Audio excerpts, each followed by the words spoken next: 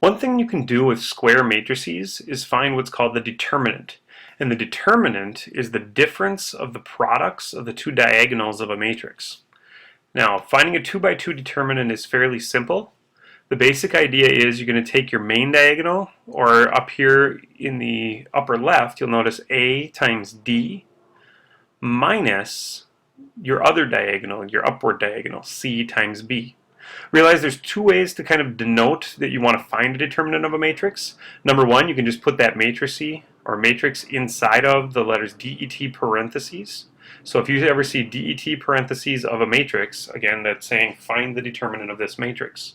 Also, if you see a matrix that has straight bars on the sides rather than the bars with the L shapes, such as this, again, those L shapes basically denote just any old matrix. It's just sitting there organizing information, whereas the straight bars are saying find the determinant of the matrix. So note down here at the lower left, we've got 2, 8, 3, and 15 inside of a determinant of a matrix. We have those straight bars. So what we're going to do is take 2 times 15, our main diagonal, this direction, and then we're going to subtract off, find the difference of 3 times 8, our other diagonal. And basically, you end up with 30 minus 24 is 6, and that would be the determinant of your matrix. Now, on the lower part, we can do that again. Realize you can have negatives inside of a determinant, and determinants can come up negative if you so happen to choose them to. Negative 3 times 6 minus 4 times negative 1. So you end up with negative 18 plus 4, which ends up being a negative 14. And that's how you find the 2 by 2 determinant of a matrix.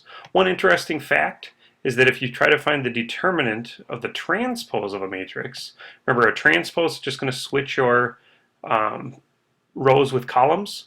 So if it says find the determinant of the transpose of this matrix, what we're going to say is we really want to find the determinant of the matrix negative 3, 4, what used to be column 1 now becomes row 1, and what used to be column 2, negative 1, 6, is now row 2. But realize that that means that we're going to find negative 3 times 6, basically what we did over here,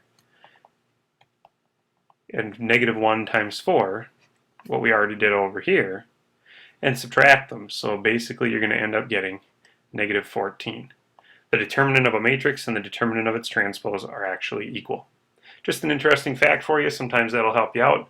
But the basic idea, don't forget, it's the difference of the products of your diagonals.